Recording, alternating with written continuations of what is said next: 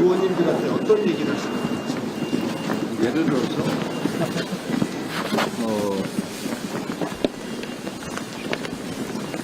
내란죄다. 대통령은 내란죄가 아니다. 또 한동훈 대표는 내란죄다. 이렇게 서로 다투잖아요. 그러면은 탄핵 절차에 들어가기 전에 기본적으로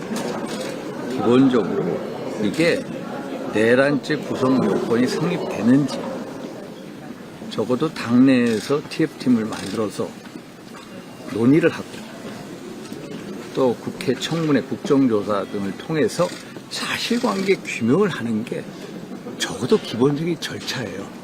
적어도 그런 절차를 하고 그 다음에 탄핵 절차에 들어가야지 이런 것도 없이 어떤 민주당의 어떤 선동, 여론에 쫓기다시피 이렇게 해서 우리가 가는 거 이건 성급한 판단이다. 당론은 부결로 정해졌는데 오늘 바뀔 가능성이 있습니까? 아마 바뀌긴 힘들 것 같아요. 당론이요? 그게 왜냐면 당론이 현재 당론이 있는데 그것을 다시 뒤집으려면은 아마 제적 3분의 2의 찬성이 있어야 돼요.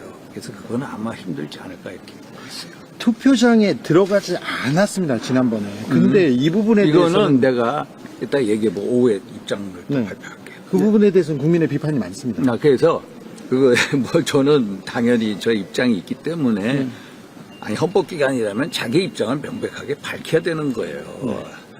예를 들어서 당론하고 다르면 다르다고 얘기하고 네. 본인의 입장을 그래서 이게 결국 그런 이 문제 당론으로 하는 문제 또 그 다음에 들어가느냐 안 들어가느냐 하는 문제 이거에 대해서 제가 이따 오후에 또 얘기를 드릴게요. 탄핵이 가결될 것 같습니까? 부결될 것 같습니까? 그거는 모르겠어요. 부결의 목소리가 더 크지요.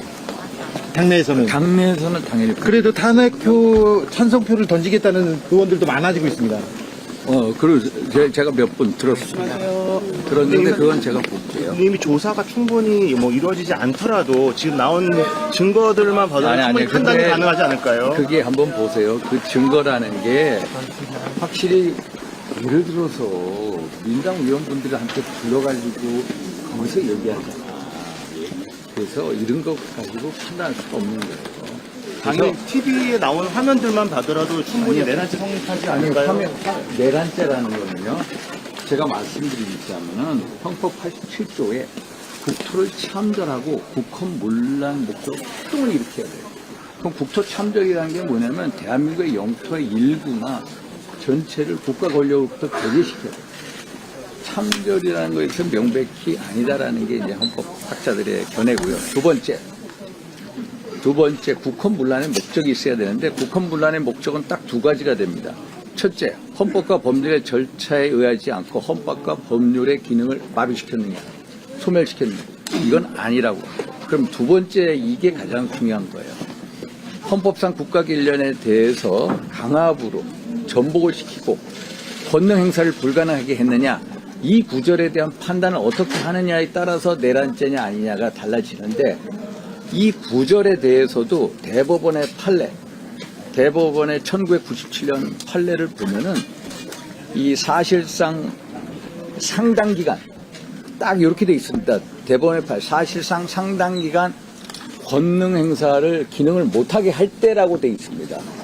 또 하나는 제도를 영구적으로 폐지할 때 두 가지 기준에 있는데 대법원 판례 기준에 맞느냐 안 맞느냐 이게 그 기준에는 사실상 상당 기간 기능을 훼손시켰네. 이건 또 아니에요. 2시간. 국회 2시간만이기 때문에. 그래서 이런 문제에 대해서 내란죄 구성 성립 요건에 대해서 서로 지금 헌법학자들의 견해가 달라요.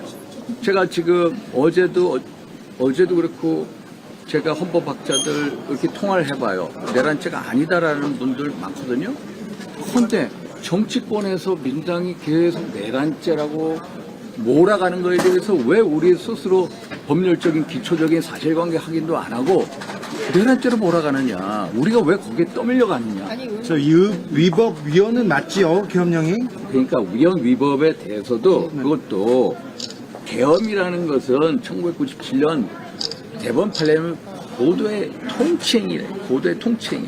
물론 5.17은 고도의 통치행위가 아니라고 했어요. 왜? 헌법과 법률을 상당히 훼손했고 그리고 두 번째로 강압으로 국가기관을 전복시키려 하는 소위 말해서 국헌 문란의 목적이 있었기 때문에 그래요. 그러면 두 가지 기준에 따라야 돼서 국헌 문란의 목적이 있었느냐 아니냐. 제가 말씀드린 그 대법원 판례를 갖다 오야 되고 헌법과 법률 명백히 위반했냐. 이거에서 토론의 여지가 있기 때문에 고도의 통치행위냐 아니냐에 대해서도 헌법학자들에 대한 법리가 다 달라요. 그래서 이런 문제에 대해서 기본적인 국회의원이라면 안 그렇습니까?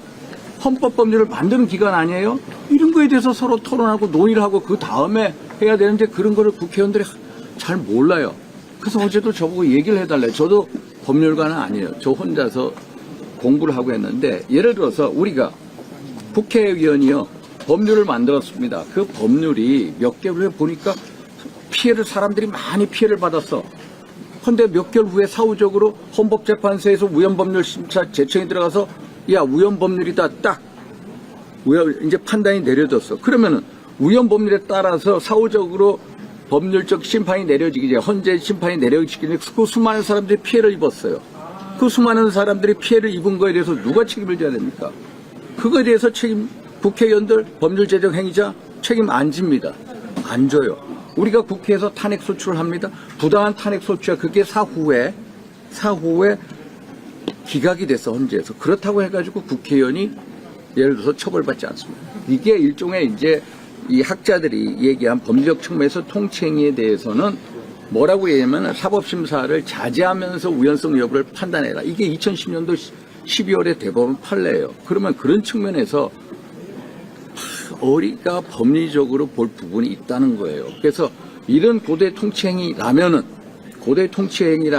사법심사를 자제하면서 우연성 여부를 판단해야 된다는 게 대법원 판례이기 때문에 국회의원이 우연적인 법률을 만들었다고 해서 처벌받지 않는 것처럼 대통령도 고대 통치행위라면은 이런 측면에서 판단을 해야 된다는 게 학자들의 견해이기 때문에 이런 거에 대해서 우리가 좀 더 광범위하게 볼 필요성이 있다. 저는 고도의 통치행위는 아니시죠. 저열한 정치. 아니 그래서 제가 아니 그런 얘기 하시지 마시고 그런 식으로 하지 마세요.